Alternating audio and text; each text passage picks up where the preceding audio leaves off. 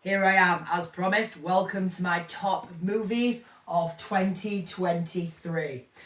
Now, it was a very difficult decision, me actually trying to find these movies, because if I'm being absolutely honest, there weren't a lot of five-star movies this year, in my own opinion. It was quite difficult to try and find some. There was only like a couple of brilliant, incredible movies, so it took me a while to actually try and get these collaborated together.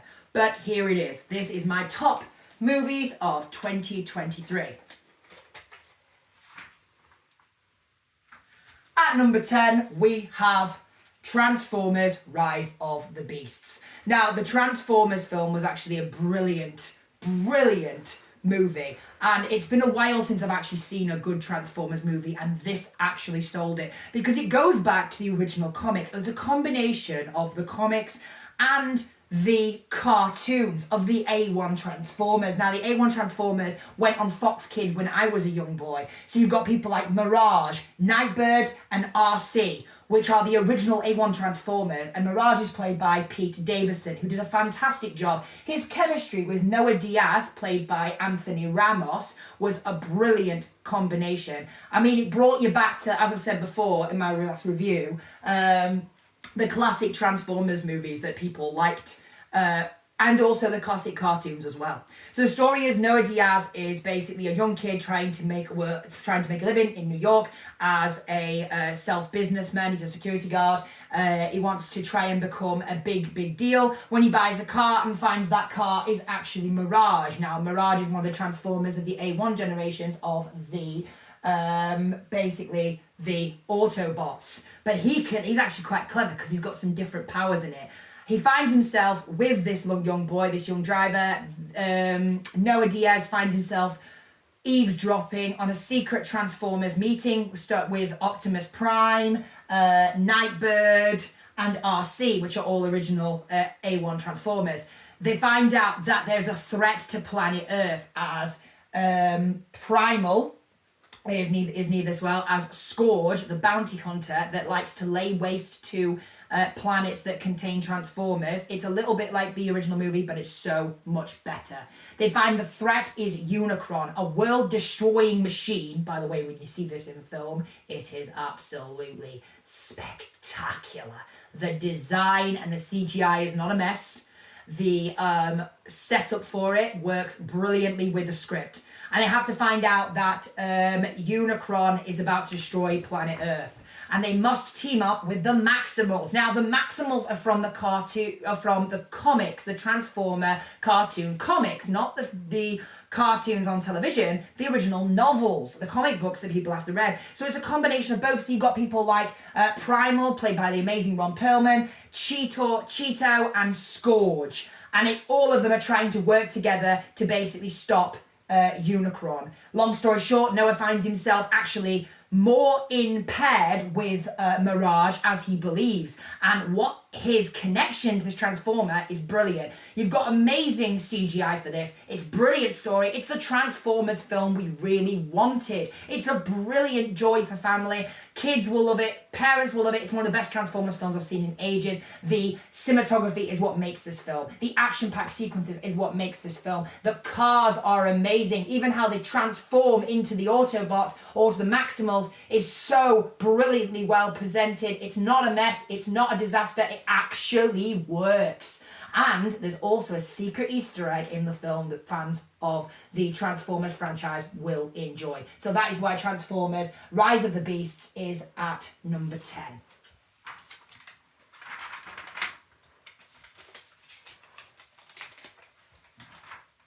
At number 9, we have John Wick Chapter 4. This is the final installation of John Wick, his final film, the ending. Now, if you guys remember Parabellum, he was supposed to die by the Assassin's Creed. It's a little joke there. He had to die by the Assassin's Creed. The assassins had to kill him after he became excommunicado. He decides he is going to take on the High Table with the help of the Bowery King and Winston at the Continental. And in order to do that, he must take out the High Lord of the High Table, the Marquis, played by the amazing Bill Skarsgård. This is a fight for his life. He must enter a battle, a duel between the high table and himself to get rid of the contract. He decides he's going to take out the business completely. He's decided he's going to go full on Terminator on the entire board of governors that actually runs the Assassins organization. And it's a brilliant twist. There's a couple of great revelations in this. Let's talk about the stunts. The stunts are incredible. The fight scenes and the combat sequences in what makes this movie. It does not get any more bloody and real than this. It's still hilarious. There's still laugh out loud killing moments. There's great sequences. Storyline's great. And it's a fitting end for Mr. Wick. It's got brilliant moments in it. Great. There's a really good revelation in it that people actually will not see coming. And the awkward, dramatic silence between the Marquis, played by Bill Skarsgård, as you guys will know from It films, and Keanu Reeves, obviously as John Wick. And we've also got Donnie Yen as Kane, the assassin the Marquis has hired to stop John Wick reaching the final match. He must verse the Marquis in a high roll, end-of-end death match. Literally death match. Only one person will survive. So you've got to figure out, so is John Wick going to die in this, or will he succeed? Find out when you go watch it. It's incredible. It's brilliant. I really wanted it to be higher, but there's so much more brilliant films. Not saying John Wick is bad. It's just incredible. It's definitely deserved at number 9 because of the high sequences, the combat, the gunshots, the storytelling. It's all great. And the final scene is pure brilliant. So that's why John Wick is at number 9.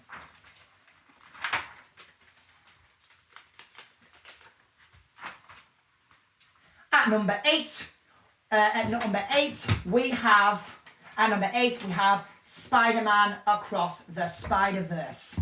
Now, I was really, really looking forward to this after the first one, the Spider-Man Into the Spider-Verse. It was a brilliant sort of movie.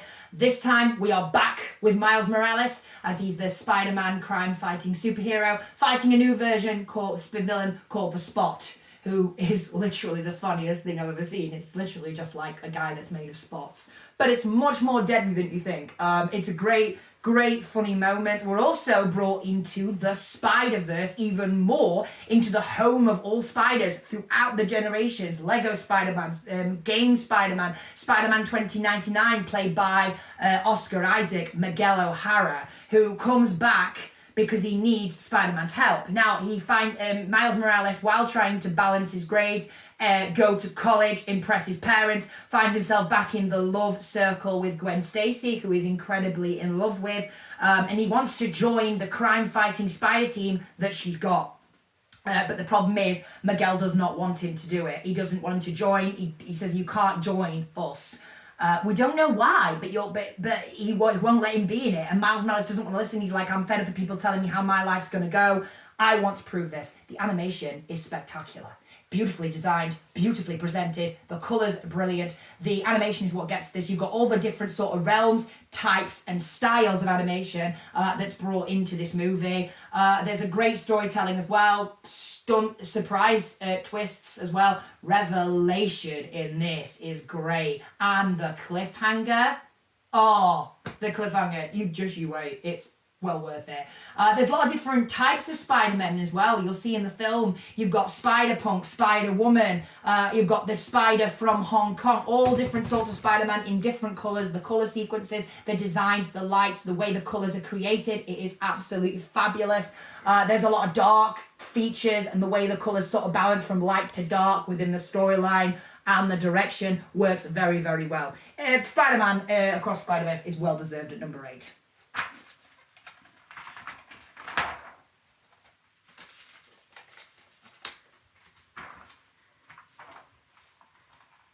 At number 7, we have The Equalizer. I was really looking forward to this. Robert McCall is back. The lethal assassin hitman has returned. After the death of Susan, in the last one, as you remember, he goes into retirement. And he finds himself in Italy, where he makes friends with a lovely family and a doctor that actually finds him and tries to bring him back, tries to heal him, bring him back to health, because he's really getting on a bit now. He's so old, you can so tell his age. He just wants to have a quiet life. He enjoys his time in Italy because he starts to realise this is a different sense of scenery. This is a place he can enjoy. There's no chaos. There's no people trying to kill him. There's no people that are annoying him at all. No evil people. It's all like really peaceful. Also, he thinks, as he finds out that the people that he's grown to like and trust are attacked by the mafia, the Italian mafia that tax the people, take away their money, destroy their businesses, and he wants to put a stop to it, so he becomes the equalizer again in Equalizer 3. He decides he's going to defend Italy. He's going to protect these people that have risked everything to protect him. Denzel Washington is the actor that we all go to see when he's in a film. Brilliant, spectacular. Oh, it is amazing. This film it's a blockbuster. It's fantastic. It's brilliant. My friend Rebecca took me to see this for my birthday, and we went out as well. Honestly, amazing. It was absolutely incredible. It's real. It doesn't get any more real than this. The graphic, gory scenes are as real as they can be. It is real graphic. The blood scenes are great. The gore is perfect within the storyline. The action sequences are amazing, and he is just badass. Sorry for swearing, but he's badass. He is. You guys don't mess with him. Every time you watch the film, you're thinking, "What? Why did you do that? Are you an idiot? You're gonna die now." This is a guy you don't piss off, because he literally will break you into a million pieces. He's absolutely amazing, and the Equalizer 3 is well deserved at 7.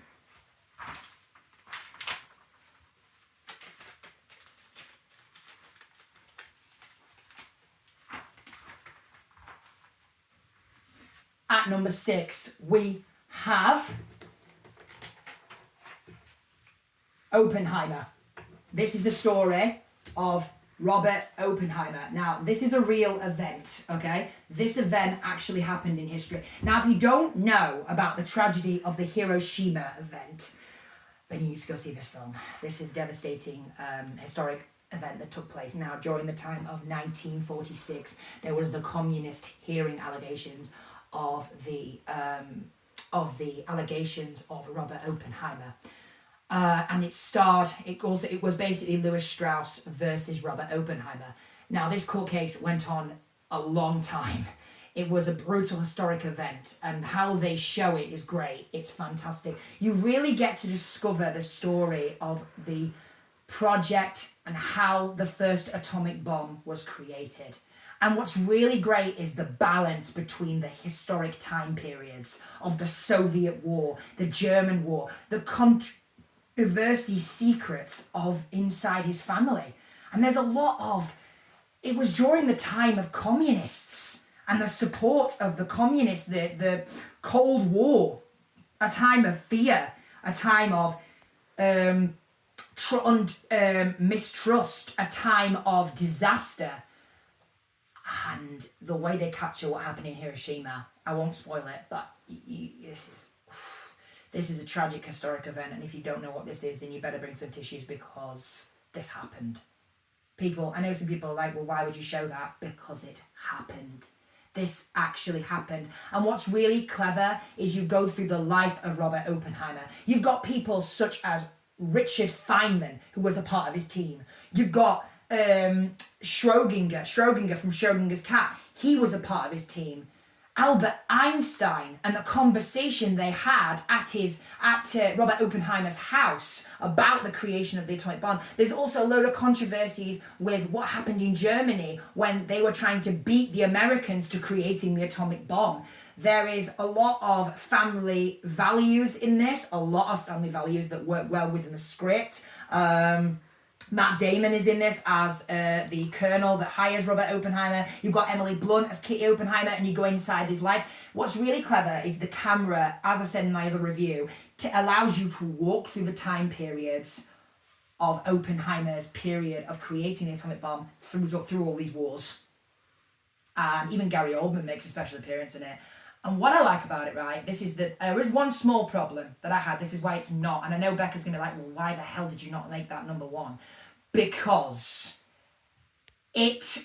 for me, even though the communist hearing was a big part of history, they didn't need to keep showing it. And my girlfriend agreed. She wanted to get on with the story. She was enjoying the story. The historic event she loved. But she was like, why are we going back to the hearing again? It kept going back to the hearing. Yes, Lewis Strauss, this whole fight that they had was complicated. Yes, I agree with that one. But it just was like, well, why are we going back to this? It was just pointless. Just get back to the main story. And what's really clever, and the reason it's at number 6, is it makes you decide, because everyone's got their own little opinion of this. Political view, conspiracy, opinion. It makes you decide who was the person that caused Hiroshima, Robert Oppenheimer or Lewis Strauss. And when you see the film, that's the decision that you make for yourself. That is what you start thinking, and it really gets you thinking into what happened. And it does not get any more real than this. It is tragic. And can I just say, the way the sound effects and the presentation of the camera and the way they present the first testing of the atomic bomb, the way they do it is incredible. You really feel it in the cinema. It's a real big cinematic moment of stillness, and it really does work. It's brilliant. So that is definitely why Oppenheimer is at 6. I mean, I have to say it really clearly. Robert Downey Jr., amazing. Absolutely amazing. Honestly, he was amazing with Lewis Strauss. You were trying to figure out, very complicated. Cillian Murphy, as Stephanie said to me when we went to see this, Cillian Murphy and Robert Downey Jr. make this film. They really do make this film. And also, the bounce effect of the colour screening and the black and white shots that they mix up together is not only just beautifully presented, but it's brilliantly placed in the right way. It's not a mess, it works. So that is why Oppenheimer is at 6.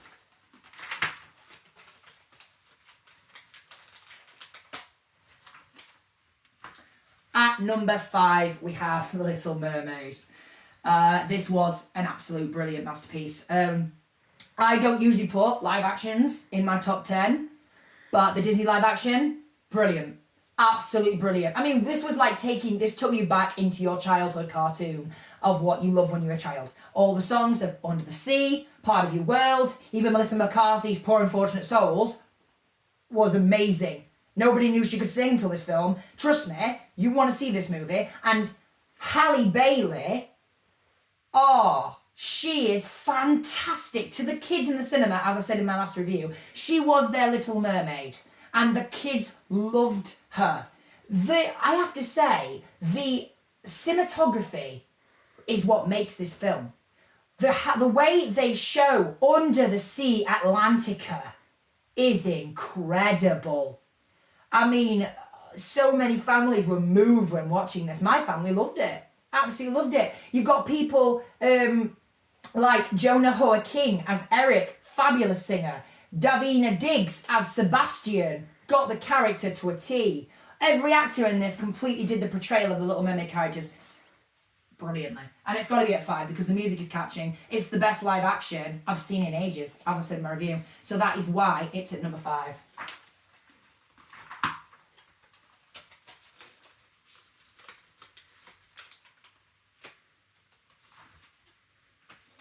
At number 4, we have the Super Mario Brothers movie.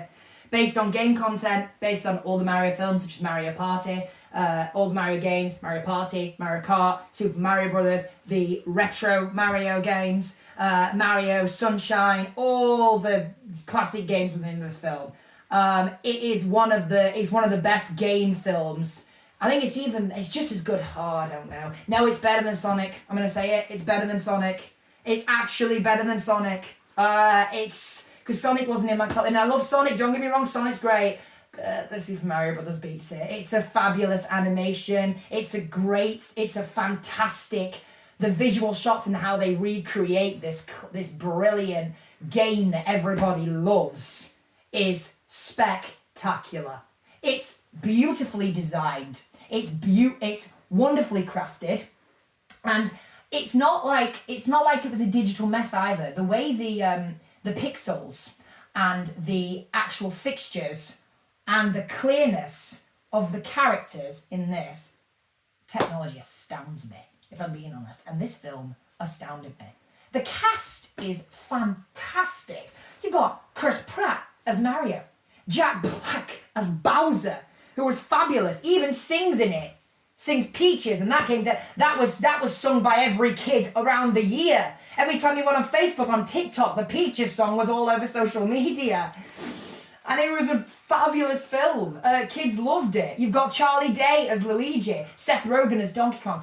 Long story short, the story is basically Bowser is using the Power Stars to destroy all the kingdoms in the Mario Land, such as there was callbacks to the Mario Kart game, such as even the Penguin Sherbet Land, that was in it as well. They loved that. Donkey Kong's Country, that was made of it as well. He had all the features of that. And it was a fabulous film. He basically wants to destroy all the kingdoms unless Peach agrees to marry him. And they even got the classic outfits from the Mario films.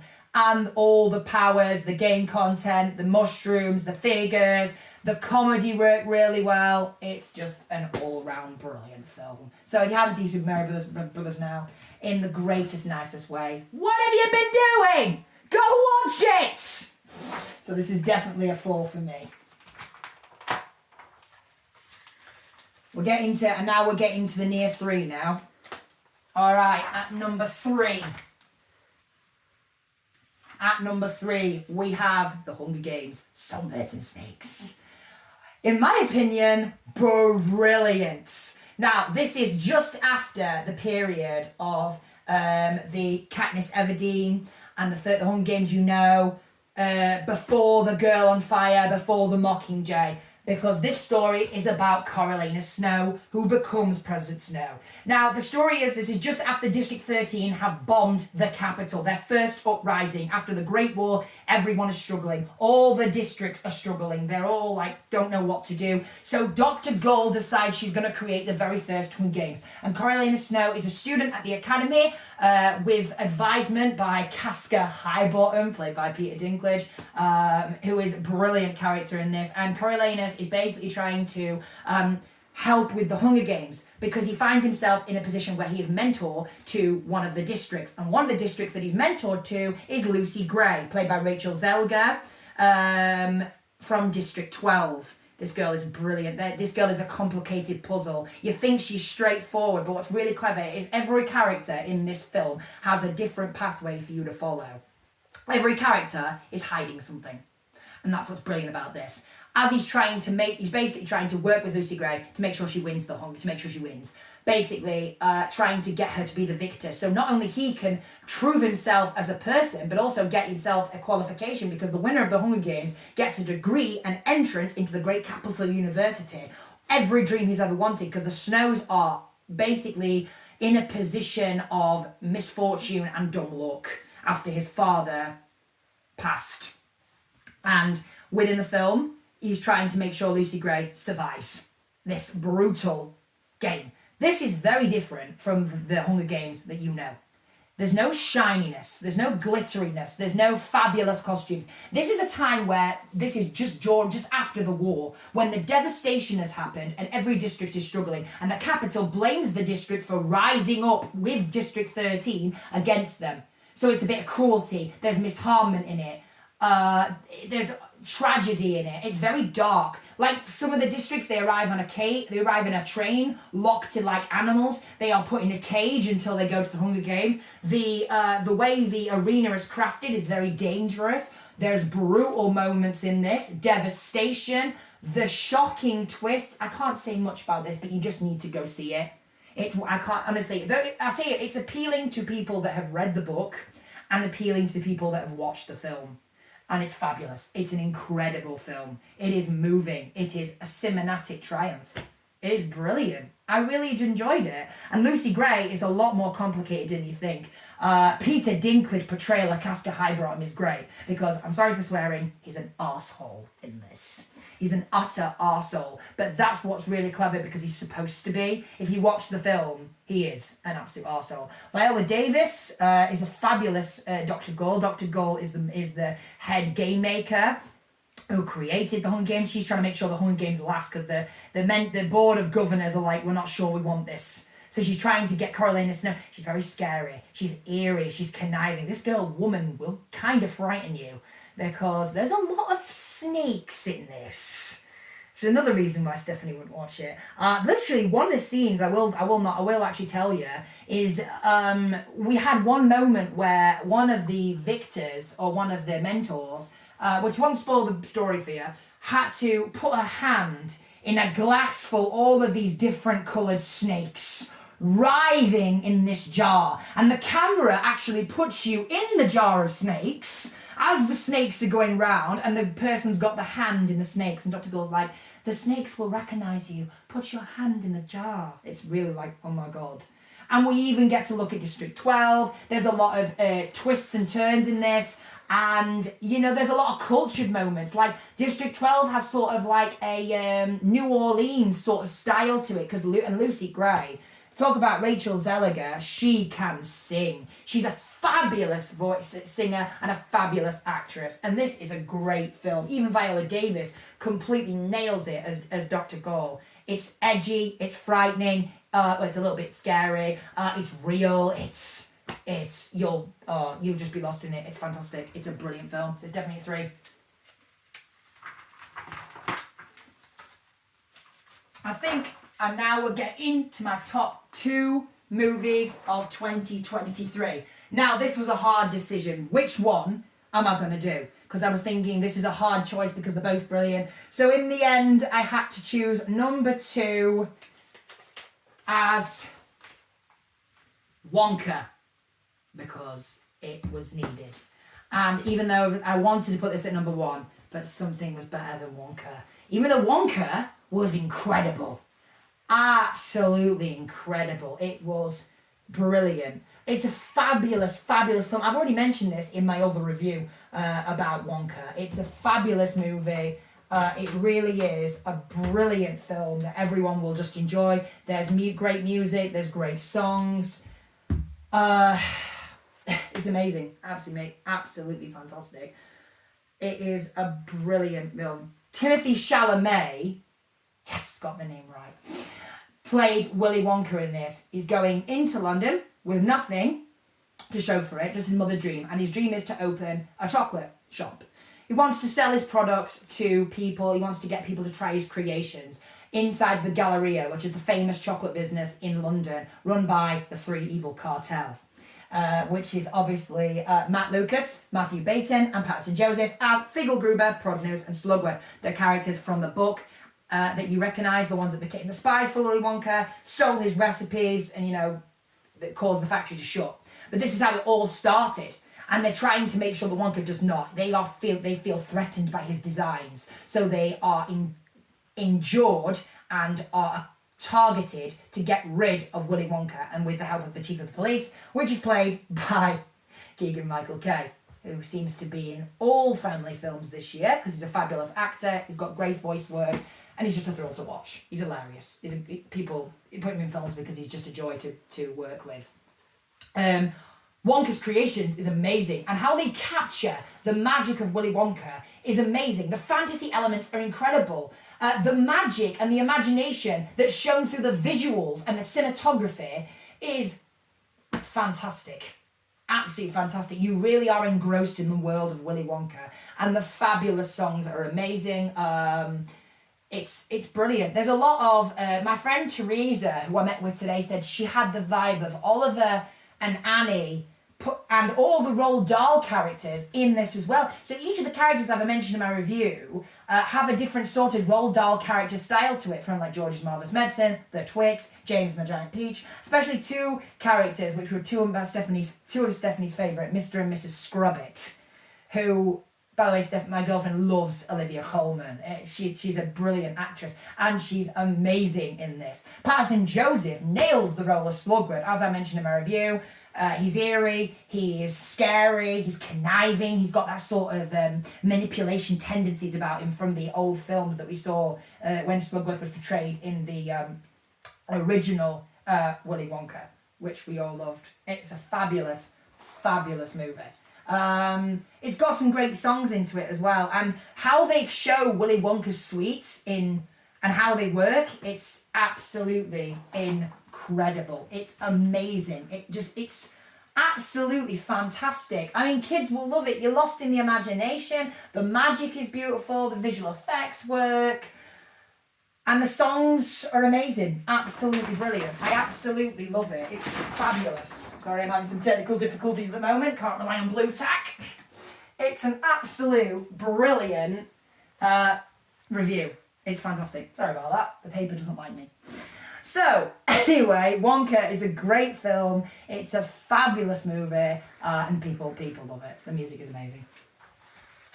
Right, so what is my top 10 of 2023? After all that I've said, what is the big one that I absolutely loved? I know people will be aware of this. Those who haven't seen it, go watch it because it's absolutely fabulous. It's the best film ever. And I'm going to show you now.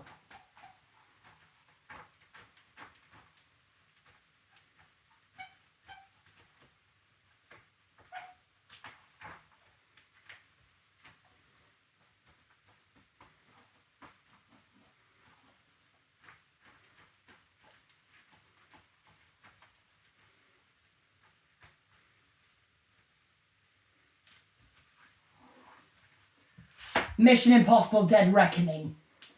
Absolutely. The best film that I've seen in ages. This is, oh my God, it is a cinematic masterpiece.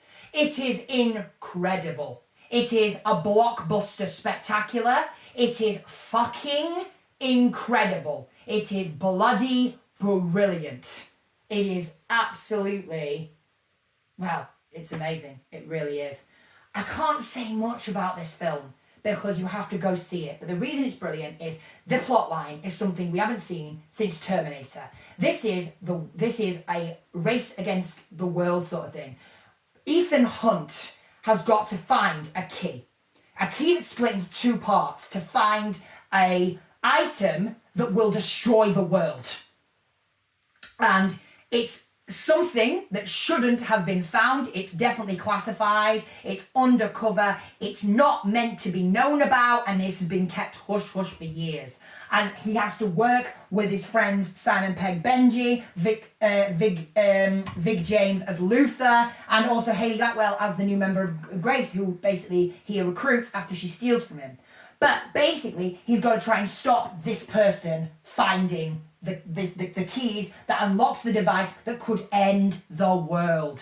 And I'll tell you something, it goes back to classic Mission Impossible. There's some people that have come back into it you haven't seen since Mission Impossible. There's moments from the original Mission Impossible that will take the fans back. The person that's working with the enemy, that I can't describe because I can't tell you, you have to go see it, you have to go and watch this movie blind. I'm begging you, go watch this film. The person that works with the enemy is someone you don't expect. It kind of goes back to Ethan Hunt's past. And because basically, when he got recruited by IMF, he was in a very dark situation.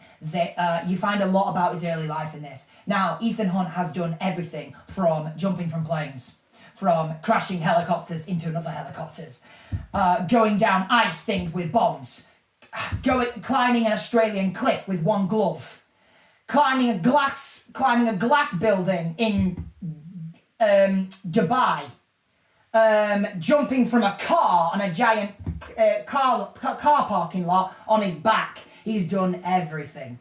And in this, he goes all out. Those who've seen the trailer know exactly what I'm talking about. No lie, you will have your heart in your mouth. Because the stunt that he does in this had every single audience members, I kid you not, going frozen. I was frozen to the screen for the whole film. I didn't turn to eat. I didn't turn to have a snack. I was just glued. And it was one of these films that you will be lost in. I completely lost where I was. I was too busy in the film. And I love when people are lost in movies. It means that the movie is incredible. And he's terrified. It's not like terrified as in he needs to save the world, as in he's emotionally, mentally terrified. Tom Cruise takes his character to like an anxiety moment where he is shit scared. He is absolutely terrified because this is something he's never faced before. You even get to, how do I put this?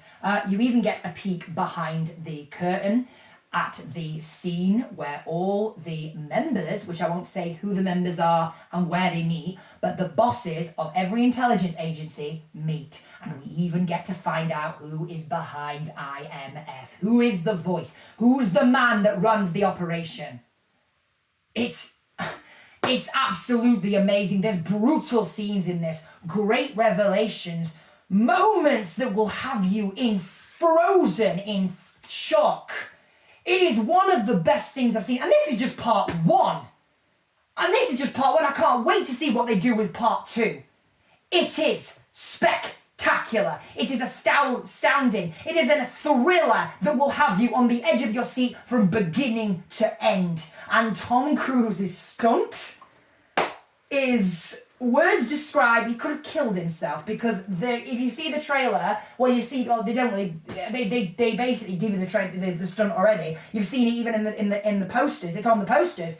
The cliff he jumps off, put it this way, give you a heart attack, and it's one of the reasons why a certain person wouldn't go watch this movie because honestly, she thinks he's out of his mind. She thinks he's crazy. She thinks he's got a flipping death wish. Because the stunt he does in France, in one of the Mission Impossible scenes, involving the Orient Express, is absolutely... people were frozen in fear. It is... doesn't get any more real than this. I think he's crazy. I think he's insane. I think he's going to kill himself one day. But this is why people love Tom Cruise. This is why people go and see Mission Impossible. For these death-defying stunts where people are like, you bloody lunatic. You know what I mean? Yeah, literally, they're in the cinema going, are you crazy? Or do you want to die? You know, people watch it for that. Because he literally nearly kills himself doing film. You know that expression, killing yourself for your job? That takes it literal with Tom Cruise. It is fabulous. Absolutely incredible. Simon Pegg is amazing as Benji, different side to him. They're all stuck. This is a mission that they don't understand. They shouldn't even be on it. It's a mystery of how this is happening. And it sort of goes back as well to, I'll put it this way, our society is moving on dangerously. And the way we are developing and getting more smarter, it shows us what could happen if we're not careful. Those who've seen the film will know exactly what I'm talking about. It's just incredible. The thrills, the highs. It's one of the best films of 2023. It is a must-see. I'm asking everyone, if you haven't bought this on DVD yet, watch it. It's worth it. My friend Sarah loves this film. My friend Jessica loves this film. I don't know if Josh Foster thinks this is the best film of 2023. I don't think he does. I think he thinks it's good, but I don't think it's brilliant. But in my opinion, I think this film is legendary. It is a thriller. It is action-packed. It is the best movie of 2023. It is bloody incredible. So I'm urging all of you, go watch this. It's something you've never seen before, and it's something you will never forget. So for all that, that's the reason. That is the reason why it's number one. So that's it. That's my top movies of 2023. What is your list? What's your favourite movie of 2023? In the comment section when I post this, feel free to give me your list of films, your favourite movies, what was your favourite moment, and what do you think is your top number one? Is it Mission Impossible? Is it something else? Is it Wonka? Like Steph's favourite was definitely Wonka. She said Wonka was actually her favourite movie of 2023. And it was amazing. It was incredible. So Wonka, I think, was one of their favourites. So yeah, what did you think? Have you got a top 10? Tell me. Put me in the comment section. That's it. That is the end of 2023. Tomorrow we move into 2024. Gonna be a fun year, this. Have a wonderful celebration with your families. Happy New Year to all my viewers. If you haven't subscribed to Movie Madness yet and you really love my reviews and you really enjoy me making a prat of myself, then come and subscribe to my channel. Thanks for watching, guys. Happy New Year, and I will see you in 2024.